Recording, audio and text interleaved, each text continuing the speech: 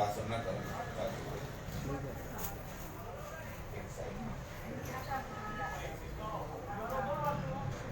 اگر آپ بھائیوں کے بھائی ہیں تو جناب علی ابن ابی طالب کے بھائی محمد مصطفیٰ صلی اللہ علیہ وسلم کی زندگی ہمارے لیے مشعل راہ ہے. اگر آپ بہنوں کے بھائی ہیں تو جناب شیمہ جنہیں ہم شیمہ کہتے ہیں ان پہ نبی کریم صلی اللہ علیہ وسلم کی کرم نوازیاں وہ ہمارے پیش نظر ہونی چاہیے. اگر آپ شوہر ہیں تو ملائکۃ الارض حضرت خدیجہ الکبریٰ اور محبوب رب العالمین حضرت سیدنا عائشہ الصدیقہ رضی اللہ تعالی عنہ کے شوہر نامدار کی زندگی کو پڑھیں. اگر آپ سپہ سالار ہیں تو بدر و حنین کے سپہ سالار کی زندگی کو اپنے پیش نظر رکھیں. اگر آپ تاجر ہیں تو شام، بحرین، بصرہ اور یمن کی منڈیوں میں تجارت کرنے والے نبی آخر الزمان صلی اللہ علیہ وسلم کی زندگی کو بغور دیکھیں. آپ اگر معلم ہیں تو اسلام کی پہلی اقامتی یونیورسٹی صفا کے معلم اعظم حضرت محمد مصطفیٰ صلی اللہ علیہ وسلم کی زندگی کا مطالعہ کریں. آپ اگر مبلغ ہیں تو مکہ اور طائف کی وادیوں میں بے سر و سامانی کے عالم میں خدائے واحد کی طرف بلانے والے اس مبلغ اعظم کی زندگی کو ضرور اپنی پیش نظر رکھیں. اسی طرح اگر آپ فرما روا ہیں تو ریاست مدینہ کے فرما روا نبی آخر الزمان صلی اللہ علیہ وسلم کی زندگی کو پیش نظر رکھیں. الغرض زندگی کا کوئی شعبہ ایسا نہیں ہے جس میں نبی کریم صلی اللہ علیہ وسلم کا اسوہ ہمارے لیے رہنما نہ ہو، ہمارے لیے مشعل راہ نہ ہو. تو ان تمام شعبوں میں سے آج کی اس گفتگو میں نے جو باتیں آپ سے کرنی ہیں اس کو ایک عنوان دے لیتے ہیں تاکہ آپ کو باتیں سمجھنے میں آسانی ہو کہ رسول اکرم صلی اللہ علیہ وسلم باحیثیت تاجر، کہ حضور صلی اللہ علیہ وسلم جو ہیں تاجر کی حیثیت سے آپ صلی اللہ علیہ وسلم کا اسوہ حسنہ کیا ہے، آپ کی تعلیمات کیا ہیں، اور اسی طرح آپ صلی اللہ علیہ وسلم کا طرز تجارت کیا ہے. آپ جانتے ہیں کہ نبی کریم صلی اللہ علیہ وسلم نے ملک شام کے 2 سفر کیے. ایک سفر جو ہے جناب ابی طالب کی معیت میں بچپن میں کیا اور اس سفر سے آپ نے بہت سے تجربات حاصل کیے. اور پھر دوسرا سفر جب حضرت خدیجہ الکبریٰ رضی اللہ تعالی عنہ نے اپنا مال دے کے آپ کا مکہ کی انتہائی امیر خواتین میں شمار ہوتا تھا، اور اہل مکہ جو قافلہ تجارت کا روانہ کرتے اس میں آدھا مال سارے اہل مکہ کا ہوتا اور آدھا مال صرف حضرت خدیجہ الکبریٰ رضی اللہ تعالی عنہ کا ہوتا. اتنی یہ مالدار تھی. تو نبی کریم صلی اللہ علیہ وسلم ان کا مال لے کے ملک شام کی طرف جاتے ہیں اور جناب خدیجہ الکبریٰ کے غلام میسرہ وہ بھی آپ کی معیت میں ہیں. وہ سفر کے اندر نبی کریم صلی اللہ علیہ وسلم کی عادات و اطوار کا بغور جائزہ لیتے ہیں. اور جب حضور واپس آتے ہیں تو پہلے سے کہیں زیادہ کثیر منافع لے کے لوٹتے ہیں. اور میسرہ جو ہیں نبی کریم صلی اللہ علیہ وسلم کی عادات و اطوار کا، آپ کا طرز تجارت کا ذکر جو ہے جناب خدیجہ الکبریٰ سے فرماتے ہیں. پھر بعد میں آپ نے یمن کے سفر بھی کیے، بحرین بھی آپ تشریف لے گئے. تو ان اسفار کی بدولت آپ نے مشاہدہ کیا، بہت سے لوگوں سے ملے، ان کے تہذیب و تمدن کو دیکھا، ان کی عادات و اطوار کو دیکھا. اور اعلان نبوت سے قبل آپ کی طرز تجارت کی وجہ سے لوگوں نے آپ کو صادق و امین کا لقب جو ہے وہ عطا کر دیا تھا. اور آپ کی انہی خوبیوں سے متاثر ہو کے حضرت خدیجہ الکبریٰ رضی اللہ تعالیٰ عنہ وہ کوئی عام خاتون نہیں، انہیں زمانہ جہلیت کے اندر بھی طاہرہ کا لقب تھا کہ پاکیزہ عادات و اطوار والی خاتون. اور 2 مرتبہ وہ بیوہ ہو چکی تھی. اس کے باوجود روسائے مکہ جو ہیں، مکہ کے امراء جو ہیں، وہ ان کے ساتھ شادی کی خواہش رکھتے تھے. مگر آپ نے نبی کریم صلی اللہ علیہ وسلم کو اس کے لیے منتخب کیا. تو گویا آپ کا طرز تجارت جو ہے، آپ کا طرز معاملات جو ہے، ان کو دیکھ کے جناب خدیجہ الکبریٰ رضی اللہ تعالی عنہا نے آپ کو نکاح کا پیغام بھیجا. اور پھر آپ کا حضرت خدیجہ الکبریٰ رضی اللہ تعالی عنہا سے نکاح ہو گیا. اس کے بعد بھی آپ نے اس تجارت کے معاملے کو جاری رکھا. مگر جب آپ نے اعلان نبوت فرمایا تو پھر کار نبوت کی وجہ سے، مصروفیات کی وجہ سے آپ نے تجارت کے اشغال کو ترک کر دیا. مگر آپ نے جو تجارت کی وہ ہمارے لیے رہنما اصول اس میں متعین کر دیے. اور اس کے باوجود آپ کی عادت تھی کہ آپ کبھی کبھی بازاروں میں نکل جاتے، منڈیوں میں نکل جاتے، اور وہاں پہ آپ جو ہے ملاحظہ کرتے کہ لوگ کس طرح تجارت کر رہے ہیں. ان میں کوئی کمی بیشی ہوتی تو وہیں کھڑے ہو کے آپ جو ہیں ان کی اصلاح فرما دیتے. تو حضرات گرامی قدر، تجارت کے اصولوں میں سب سے اہم جو اصول ہے وہ ہے افائے عہد، وعدے کا پورا کرنا. نبی کریم صلی اللہ علیہ وسلم اس طرح تجارت فرماتے تھے. عبداللہ ابن حنفہ آپ کہتے ہیں کہ ابھی آپ نے اعلان نبوت نہیں کیا، میرا آپ کے ساتھ کوئی لین دین کا معاملہ تھا، وہ کچھ ہو گیا تھا اور کچھ رہتا تھا. تو میں نے آپ سے عرض کی کہ میں فلاں جگہ پہ آپ سے مل لیتا ہوں. تو آپ صلی اللہ علیہ وسلم اس جگہ پہ وقت مقررہ پر تشریف لے آئے. تو آپ کہتے ہیں کہ مجھے 3 دن کے بعد یاد آیا، 3 دن کے بعد مجھے یاد آیا کہ میں نے تو محمد صلی اللہ علیہ وسلم سے وعدہ کیا تھا. تو جب میں وہاں پہ پہنچا تو نبی کریم صلی اللہ علیہ وسلم کو وہیں پہ منتظر پایا. اور آپ نے فرمایا کہ عبداللہ، کہتے ہیں کہ کوئی آپ کے ماتھے پہ بل نہیں آیا، کوئی ناراضگی کا اظہار نہیں کیا، بلکہ فرمایا کہ تو نے مجھے ناحق اذیت دی ہے، مجھے تکلیف دی ہے. یعنی افائے عہد کو نبی کریم صلی اللہ علیہ وسلم نے 2 چیزیں اکٹھی بیان فرمائی. آپ نے فرمایا کہ وہ تاجر جو قسمیں اٹھاتا ہے، اپنا مال بیچنے کے لیے قسمیں اٹھاتا ہے، قیامت والے دن اللہ تعالیٰ اس کی طرف نظر رحمت نہیں فرمائیں گے. اور وہ تاجر جو ٹال مٹول سے کام لیتا ہے آج کل اور پرسوں، اس کے لیے بھی گھاٹا ہے کہ ہم لوگوں کے ساتھ خاص طور پہ دروی ہو، دھوبی ہو، وہ وعدے کو ٹالتے رہتے ہیں کہ جی آج نہیں کل، کل نہیں پرسوں. اگر ہمارا لین دین کا معاملہ ہو تو تاجر جو ہیں وہ اگر پیسے دینے ہیں تو دینے والی تاریخ جو ہے اس کو ٹالتے رہتے ہیں. تو نبی کریم صلی اللہ علیہ وسلم نے دونوں کی مذمت کی کہ قسم چاہے آپ سچی بھی کھا رہے ہوں تو شریعت نے اس کو پسندیدہ نظر سے نہیں دیکھا، بلکہ ایک جگہ پہ حضور فرماتے ہیں کہ قسم کھانے سے مال تو بک جاتا ہے مگر اللہ تعالیٰ اس میں برکت کو اٹھا لیتا ہے.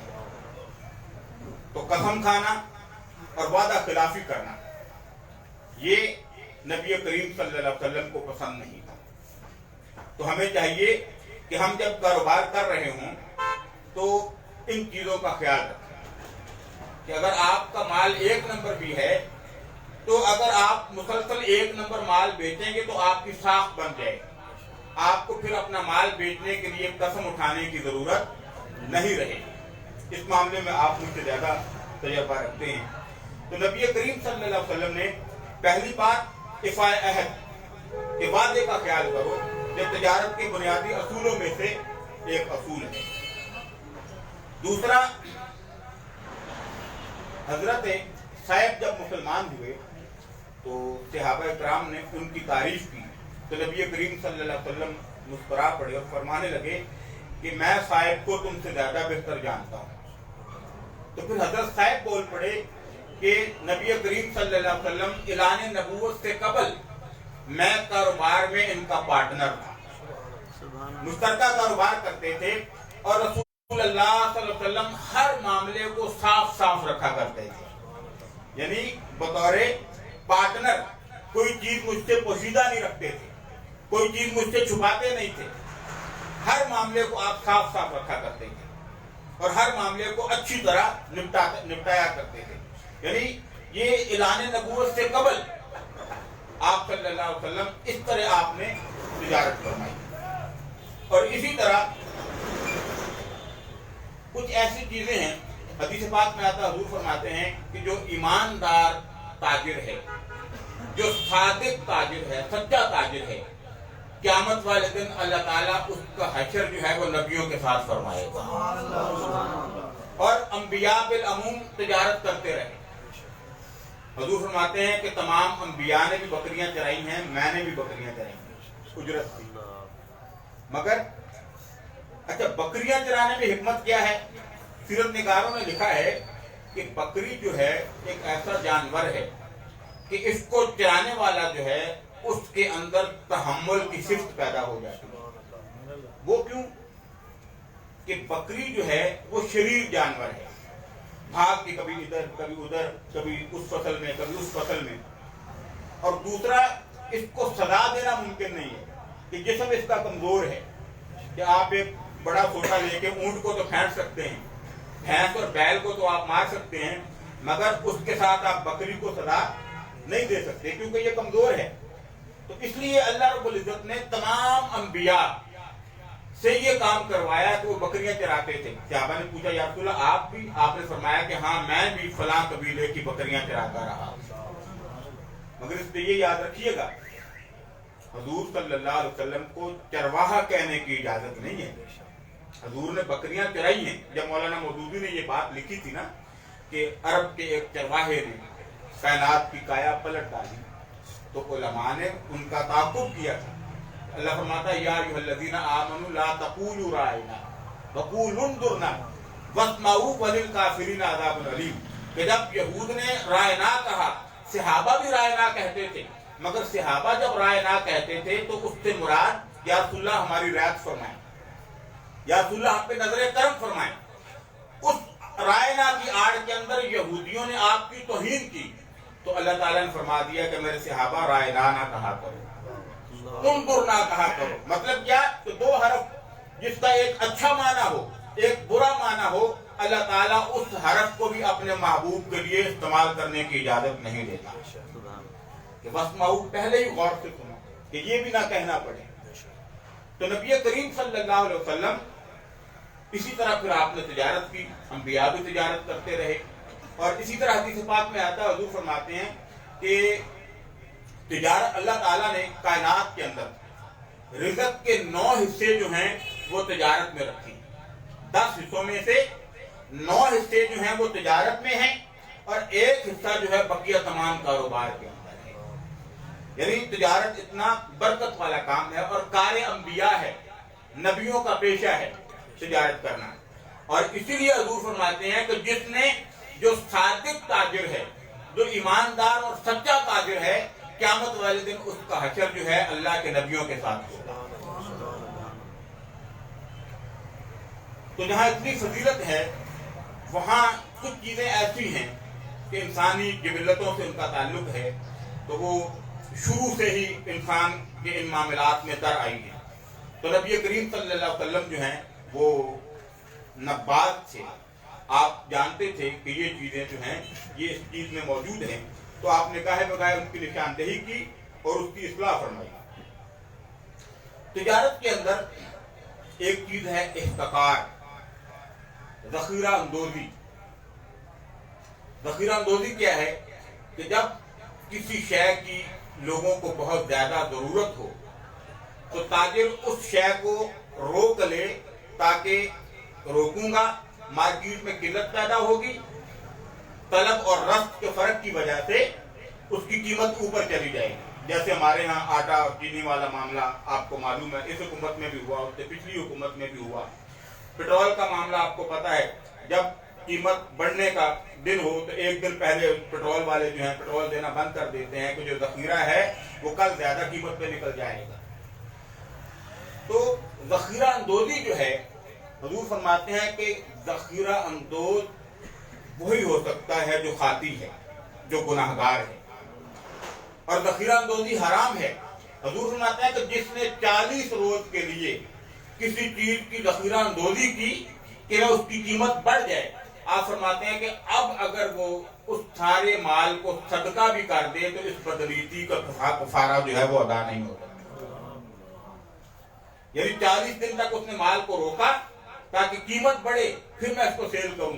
تو حضور فرماتے ہیں کہ اب اگر وہ اس کو صدقہ بھی کر دے تو اس گناہ کی تلافی نہیں ہوگی. یہ انسان کیوں کرتا ہے؟ انسان چاہتا ہے کہ راتوں رات امیر ہو جائے، اس وجہ سے وہ اس طرح کی حرکتیں کرتا ہے. تو حضور نے فرمایا کہ تو نے مال خریدا اور دوسرے شہر میں جا کے، یعنی اس کو ذخیرہ نہیں کیا، ایک شہر سے خریدا دوسرے شہر میں جا کے اس کی مروجہ قیمت پہ فروخت کر دیا. حضور فرماتے ہیں تم نے فروخت کر کے نہ صرف منافع حاصل کر لیا بلکہ اللہ تعالیٰ نے سارا مال صدقہ کرنے کا ثواب بھی عطا فرمایا. یعنی آپ نے بیچا ہے. اس لیے محدثین فرماتے ہیں کہ تاجر، سچا تاجر جو ہے وہ ایسے ہی گویا کہ وہ ہر وقت صدقہ کر رہا ہے، ہر وقت صدقہ کر رہا ہے.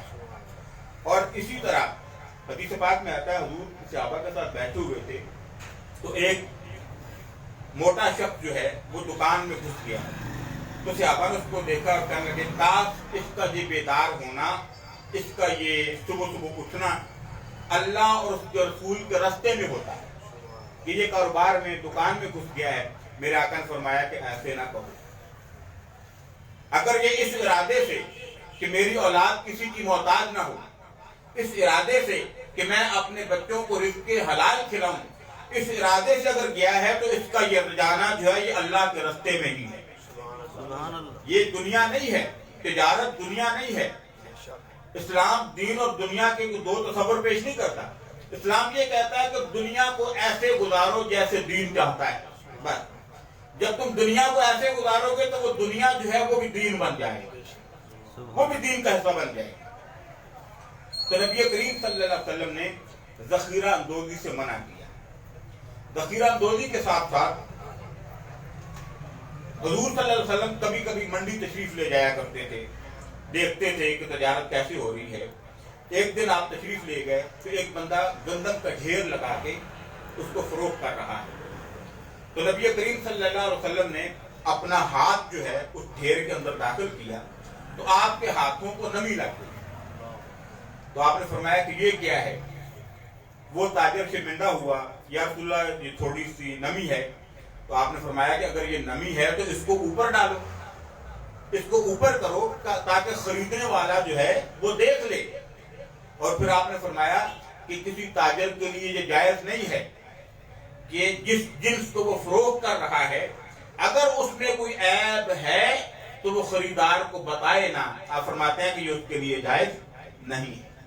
ہم تو عیب دار چیز کو اعلیٰ بنا کے بیچ دیتے ہیں نا. حضور فرماتے ہیں کہ عیب ہو تو وہ گاہک کو اس پہ مطلع کرے. بلکہ ایک دفعہ ایسے ہوا، حضور کے صحابی حضرت واصلہ رضی اللہ تعالیٰ عنہ وہ کھڑے تھے، آپ کے پاس آپ کا ایک ساتھی کھڑا تھا، اس کا اونٹ تھا، اس کے پاؤں میں تھوڑا سا نقص تھا. تو اس نے 300 درہم کے اندر وہ اونٹ بیچ دیا، مگر گاہک کو بتایا نہیں کہ اس کے پاؤں میں نقص ہے. حضرت واصلہ اس کے پیچھے گئے اور گاہک کو بتایا کہ اس اونٹ کے پاؤں میں نقص ہے. وہ وہیں سے پلٹا, واپس آیا, اور واپس آ کے اس نے کیا کیا, 300 درہم لے لیے اور اونٹ واپس کر دیا. تو وہ شخص کہنے لگا کہ واصلہ تم نے میرا بنا بنایا کام چوپٹ کر دیا. تو حضرت واصلہ فرمانے لگے کہ میں نے نبی آخر الزمان صلی اللہ علیہ وسلم اپنے آقا کی زبان سے سنا ہے کہ کسی کے لیے حلال نہیں ہے کہ جب وہ کوئی عیب دار چیز بیچے تو اپنے گاہک کو اس کا عیب بتائے, اور اگر وہ نہیں بتاتا تو دیکھنے والا اس عیب پہ مطلع ہے تو اس کے لیے بھی حلال نہیں ہے کہ وہ اس خریدار کو مطلع نہ کرے. تو میں نے اس لیے بتایا ہے. اور پھر حضور فرماتا ہے من غش فلیس منا, جس نے ملاوٹ کی, جس نے دھوکہ دیا, وہ ہم میں سے نہیں ہے. اب دیکھیں یہ کتنی بڑی تعزیر ہے کہ ہم تھوڑے سے نفع کے لیے, یہ ملاوٹ عقیدے کی بھی ہو سکتی ہے, یہ ملاوٹ عمل کی بھی ہو سکتی ہے, یہ ملاوٹ کاروبار کی بھی ہو سکتی ہے, یہ ملاوٹ ناپ تول میں کمی کی بھی ہو سکتی ہے. اور بزرگ فرماتے ہیں نا کہ تمہارا رازق اللہ ہے, ترازو نہیں ہے. ہمارا رازق کون ہے؟ اللہ ہے, ترازو نہیں ہے. حضور فرماتے ہیں کہ پورا تولو اور جھکتا ہوا تولو, جھکتا ہوا تولو. اتنی جامع آپ صلی اللہ علیہ وسلم کی ہدایات ہیں اور اتنی بڑی تعزیر ہے, اور یہ قابل تعزیر جرم بھی ہے.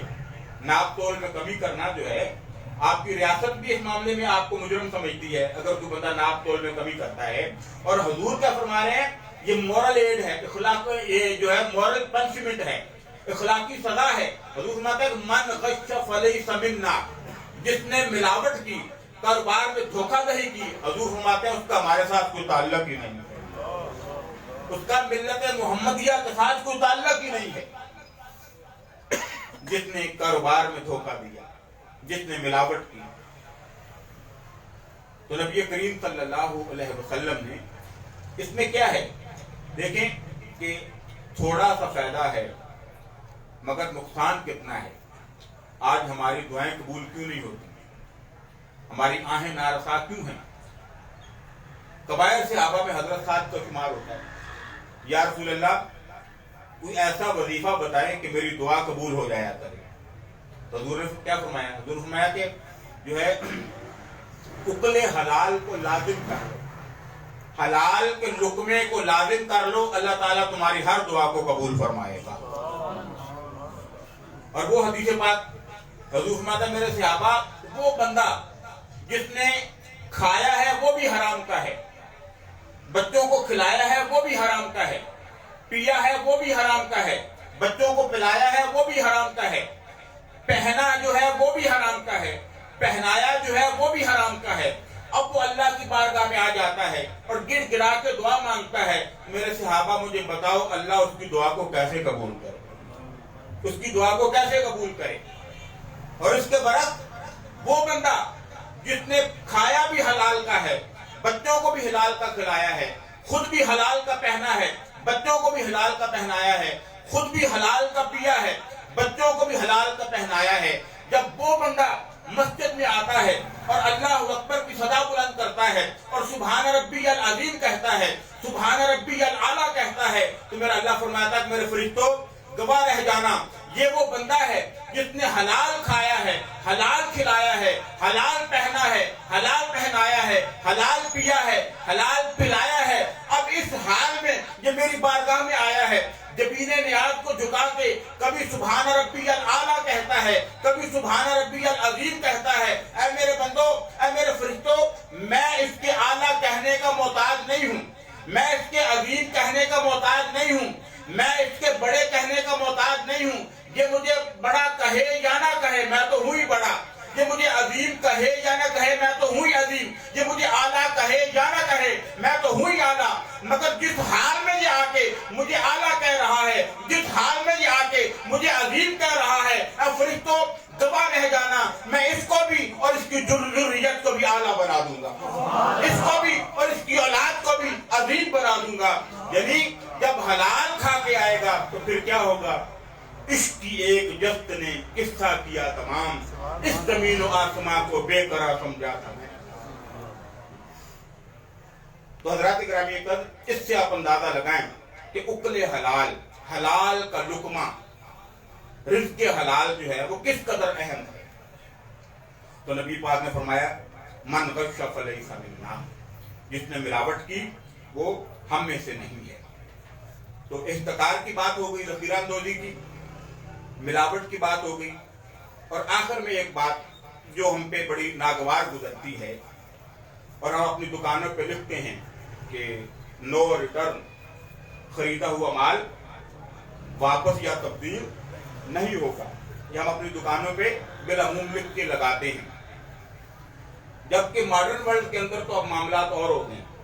ملٹی نیشنل کمپنیاں جو ہیں، جن کے کاروبار کے چمکنے کی وجہ ہی یہ ہے کہ جو لوگ بیرونی دنیا میں رہتے ہیں، آپ ان سے پوچھ لیں کہ انہوں نے یہ لکھ کے لگایا ہوتا ہے کہ یہاں پہ خریدا ہوا مال واپس ہو سکتا ہے۔ ملٹی نیشنل کمپنیاں جو ہیں وہ اپنے ڈسپلے پہ کیا لکھ کے لگاتی ہیں؟ یہاں پہ خریدا ہوا مال واپس ہو سکتا ہے۔ اور جن کے دین کے اندر، جن کے مذہب کے اندر اس کی ترغیب دی گئی ہے، ہم لکھ کے لگاتے ہیں کہ نو ریٹرن، نو ایکسچینج، نہ تبدیل ہو سکتا ہے نہ واپس ہو سکتا ہے۔ اس ضمن میں میں آپ کو موطا امام مالک کی حدیث سناتا ہوں۔ حضرت عمرہ بنت عبد الرحمن یہ روایت کرتی ہیں کہ ایک شخص سے پھل خریدا جو کہ دیوار پہ پڑا ہوا تھا، جب ظاہر ہے کہ نیچے ہوتا تو وہ اس کو ٹٹول لیتا، اس کا جائزہ لے لیتا، تو وہ دیوار پہ اس نے لٹکایا ہوا تھا، دیوار پہ پڑا ہوا تھا، تو قیمت طے ہو گئی، قیمت اس نے ادا کر دی۔ قیمت ادا کرنے کے بعد خریدار کو یہ احساس ہوا کہ پھل جو ہے ویسا نہیں ہے جیسی اس کی قیمت لی گئی، تو اس نے کہا کہ ایسے کریں کہ میں یہ سودا منسوخ کر دیں، آپ اپنا پھل رکھیں، مجھے میرا مال واپس کر دیں۔ تو یہ جو بیچنے والا تھا یہ بھی صحابی تھا، جو خریدنے والا تھا وہ بھی صحابی تھا۔ تو صحابی نے کیا کہا جو بیچ رہا تھا کہ اللہ کی قسم میں تو بیچا ہوا مال کبھی واپس لیتا ہی نہیں۔ اب جب اس نے قسم اٹھا لی تو یہ صحابی جو یہ گھر چلے گئے، اور جب گھر گئے تو گھر جا کے اپنی والدہ سے ذکر کیا کہ میں نے فلاں سے سودا لیا تھا تو یہ معاملہ ہو گیا ہے۔ اب ماں نے جب بیٹے کو پریشان دیکھا تو یہ کائنات کی ریت ہے کہ ماں جیسا پیار کسی اور رشتے میں نہیں ہے۔ تو جب ماں نے دیکھا بیٹا پریشان ہے تو نبی کریم صلی اللہ علیہ وسلم کی بارگاہ میں آ گئی۔ تو جب حضور کے پاس آئیں تو حضور صلی اللہ علیہ وسلم نے پوچھا کہ ہاں بتائیں کیسے آنا ہوا؟ تو اس نے عرض کی یا رسول اللہ حال دل کس کو سنائیں آپ کے ہوتے ہوئے، حال دل کس کو سنائیں آپ کے ہوتے ہوئے، کیوں کسی کے در پہ جائیں آپ کے ہوتے ہوئے۔ انہوں نے سارا معاملہ سنا دیا۔ جب انہوں نے سارا معاملہ سنایا تو نبی کریم صلی اللہ علیہ وسلم فرمانے لگے، آپ نے تعجب کیا، آپ نے فرمایا کہ میرا صحابی نیکی نہ کرنے پہ قسم اٹھا رہا ہے۔ انہوں نے کہا کہ اللہ کی قسم میں بیچا ہوا مال واپس نہیں لیتا، تو حضور نے فرمایا کہ وہ نیکی نہ کرنے کی قسم اٹھا رہا ہے۔ یہ جملے جو ہیں اس صحابی تک پہنچ گئے کہ نبی کریم صلی اللہ علیہ وسلم نے میرے اس گاہک کی ماں کو یہ جملہ فرمایا ہے کہ میرا صحابی نیکی نہ کرنے کی قسم اٹھا رہا ہے۔ وہ فوراً حضور کی بارگاہ میں آئے اور آ کے معذرت کی، اور وہ مال جو ہے وہ ان کا پیسہ واپس کر کے اپنا مال رکھ لیا۔ یعنی دیکھیں کہ نبی کریم صلی اللہ علیہ وسلم مال کا، ہاں اس کو فقہی زبان میں کہتے ہیں خیار عیب یا خیار رویت۔ خیار عیب اور خیار رویت کیا ہے کہ جو مال خریدا گیا ہے اس میں عیب ہے، اب گاہک اس کو واپس کرنا چاہتا ہے۔ خیار رویت کیا ہے کہ اس نے دیکھ بھال کے نہیں خریدا، صحیح طرح سے دیکھ نہیں سکا، اس نے لے لیا، جس طرح کنٹینر آتے ہیں ویسی اس کی بولی لگتی ہے، دیکھا نہیں جاتا، تو اس کو کہتے ہیں خیار رویت۔ ایک ہے خیار عیب کہ مال میں عیب ہے اور گاہک واپس کرنا چاہتا ہے۔ ایک ہے خیار رویت کہ دیکھ بھال کے خریدا نہیں گیا ہے، لہذا اب گاہک جو ہے وہ واپس کرنا چاہتا ہے۔ تو اس صورت کے اندر جو فروخت کنندہ ہے اس پہ لازم ہے کہ اس مال کو واپس کرے۔ اگر یہ صورت نہیں ہے یعنی کہ مال کے اندر عیب بھی کوئی نہیں ہے، اس نے دیکھ بھال کے خریدا ہے، اب اگر دکاندار واپس کر لے گا تو اس کا احسان ہے، اب اس کا احسان ہے۔ اور اسے حضور فرماتے ہیں، حدیث پاک میں آتا ہے کہ جس نے خریدا ہوا مال واپس لے لیا، اللہ تعالیٰ اس کے گناہوں کو واپس فرما دے گا۔ مطلب کیا کہ اس کے گناہوں کو معاف فرما دے گا۔ اب آپ اندازہ کریں کہ یہ چھوٹی سی نیکی ہے، کسی گاہک کے مال کو واپس لینا چھوٹی سی نیکی ہے، اور اس پہ اجر کتنا ہے کہ اس کے بدلے میں اللہ تعالیٰ ہمارے گناہوں کو معاف فرما دے گا۔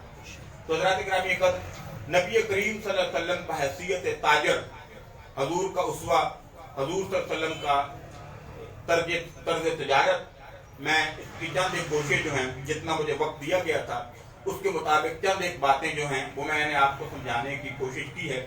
ہمارا اصل میں المیہ یہ ہے کہ ہم آپ کے عادات و اطوار، آپ کی سیرت، آپ کا طرز بود و باش، آپ کا رہن سہن، آپ کے معاملات، ہم یہ بیان کم کرتے ہیں۔ اگر نعت ہو تو معذرت کے ساتھ کہ دور نبوی کے اندر نعت کے دو موضوع ہوتے تھے، ایک یہ ہوتا تھا جس میں حضور کی قد و قامت کی تعریف ہوتی، حضور کے رعنا جسم کی تعریف ہوتی، آپ کی پیشانی کی تعریف ہوتی، آپ کی زلفوں کی تعریف ہوتی، آپ کے لبھائے لال یمن کی تعریف ہوتی، آپ کے موتیوں جیسے دانتوں کی تعریف ہوتی۔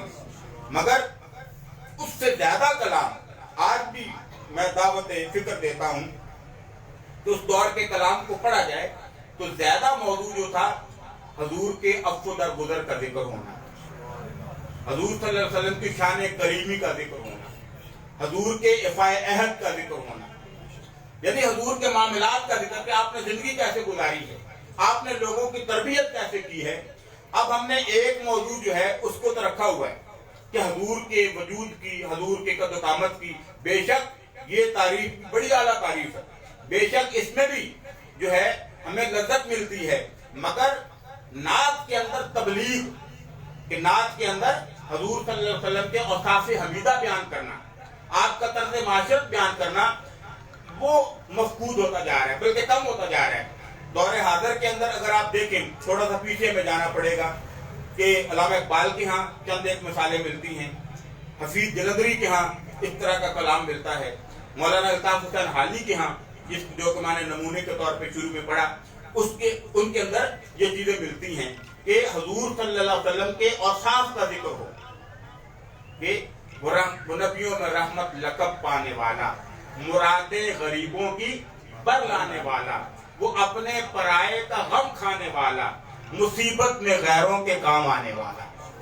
یعنی یہ آپ کے اوصاف ہیں، مصیبت میں غیروں کے کام آنے والا، اپنے پرائے کا غم کھانے والا۔ یہ چیزیں ہم مقام مصطفیٰ کی بات تو اکثر کرتے ہیں، مگر نظام مصطفیٰ کی بات ہم نہیں کرتے۔ تو اس وجہ سے پھر لوگوں سے یہ چیزیں اوجھل بھی ہیں، لوگ جو ہیں ان چیزوں کو جانتے نہیں ہیں، اور ان لوگوں کا لوگوں کے پاس نالج نہیں ہے۔ نبی کریم صلی اللہ علیہ وسلم، جس طرح میں نے تمہیدی کلمات میں کہا کہ زندگی کا کوئی شعبہ ایسا نہیں ہے جو تشنا ہو، ہر شعبے کے اندر میرے آقا کا اسوہ موجود ہے، ہر شعبے کے اندر۔ اللہ، میں اور آپ نہیں کہہ رہے، تو دانا نہیں کہہ رہا، خود اللہ فرما رہا ہے لَقَدْ كَانَ لَكُمْ فِي رَسُولِ اللَّهِ أُسْوَةٌ حَسَنَةٌ، کہ میرے محبوب کی زندگی جو ہے وہ تمہارے لیے کامل نمونہ ہے، کامل نمونہ ہے۔ اور اسی طرح نبی کریم صلی اللہ علیہ وسلم کی زندگی کو اگر ہم سامنے رکھیں گے، بلکہ تجارت کا ہی ایک واقعہ آپ کو سنا دیتا ہوں، سورہ جمعہ کے آخر میں وَإِذَا رَأَوْا تِجَارَةً أَوْ لَهْوًا انفَضُّوا إِلَيْهَا وَتَرَكُوكَ قَائِمًا قُلْ مَا عِندَ اللَّهِ خَيْرٌ مِنَ اللَّهْوِ وَمِنَ التِّجَارَةِ وَاللَّهُ خَيْرُ الرَّازِقِينَ۔ اس آیت کا شان نزول کوئی بھی تفسیر آپ پڑھ لیں، مدینے میں قحط تھا، مال کی کمی تھی، تو حضور خطبہ جمعہ ارشاد فرما رہے تھے۔ آپ لوگ عید کی نماز تو پڑھتے ہیں نا جی، تو عید کی نماز کا طریقہ کیا ہے؟ خطیب جو ہے پہلے نماز پڑھاتا ہے، ایسے ہی ہے نا جی، تو بعد میں 2 خطبے پڑھتا ہے، جبکہ جمعے میں کیا ہوتا ہے؟ پہلے خطبے پڑھتا ہے اور بعد میں جماعت کرواتا ہے۔ جبکہ ابتدان جمعہ بھی ایسے ہی تھا. ابتدان جس طرح ہم عید کی نماز پڑھتے ہیں اسی طرح جمعہ پڑھا جاتا تھا. پہلے نماز پڑھی جاتی تھی، پھر حضور کھڑے ہو کے 2 خطبے دیتے ہیں. تو اسی طرح مدینے کے اندر مال کی بھی قلت ہے، تو مدینے میں جمعے کے وقت قافلہ پہنچا جو کہ مال و اسباب کا قافلہ تھا. تو وہاں پہ بغل بجا، ڈھول بجا، اس کے آنے کی اطلاع ہوئی. تو صحابہ کرام نے کہا کہ باہر نکلے، مال خریدیں کہ قحط کا زمانہ ہے، وہ نہ ہو کہ ہمارے فارغ ہونے سے پہلے سارا مال بک جائے. اب سارے نکل گئے، صرف 12 بندے مسجد نبوی میں رہ گئے، صرف 12 بندے رہ گئے. تو اللہ رب العزت کو صحابہ کا یہ انداز پسند نہیں آیا. اللہ تعالیٰ نے جمعے کی ترتیب کو ہی بدل ڈالا کہ بھئی عید کی نماز تو ویسے ہی پڑھو گے، پہلے 2 رکعت نماز پڑھو گے، پھر خطبہ پڑھا جائے گا. مگر اب جمعہ جو ہے اس میں خطبہ پہلے پڑھا جائے گا اور جماعت جو ہے وہ بعد میں کروائی جائے گی. کہ تم نے میرے محبوب کو کھڑا چھوڑ دیا اور مال لینے کے لیے نکل پڑے، تم نے یہ خیال نہیں کیا کہ واللہ خیر الرازقین، اللہ تعالیٰ جو ہے وہ بہتر رزق دینے والا ہے. تو اللہ رب العزت نے اس سے آپ اندازہ لگا لیں کہ حضور کو کھڑا چھوڑا تو اللہ تعالیٰ نے نماز کی ترتیب کو بدل دیا. تو اب اگر ہم تجارت اللہ اور اس کے رسول کے بتائے ہوئے اصولوں کے مطابق نہیں کریں گے تو کیا اللہ تعالیٰ اس کو پسند کرے گا؟ اور اللہ اور اس کے رسول کے طریقوں میں ہی ہمارے لیے نجات ہے. اسی اور رزق حلال جو ہے وہی ہے جو اللہ اور اس کے رسول کے بتائے ہوئے طریقوں کے مطابق کمایا جائے، کسی کو نقصان نہ پہنچایا جائے. اس میں رہن اور گروی بھی آ جاتا ہے ہمارے. اس میں انشاءاللہ پھر کبھی بات کریں گے. اللہ تعالیٰ مجھے اور آپ کو، کیونکہ وقت ہو گیا ہے، اللہ تعالیٰ مجھے اور آپ کو عمل کی توفیق عطا فرمائے اور حضور صلی اللہ علیہ وسلم کے بتائے ہوئے طرز تجارت کو اپنانے کی توفیق عطا فرمائے. آمین ثم آمین. وآخر دعوانا الحمدللہ رب العالمین. تمام دوست سلام کے لیے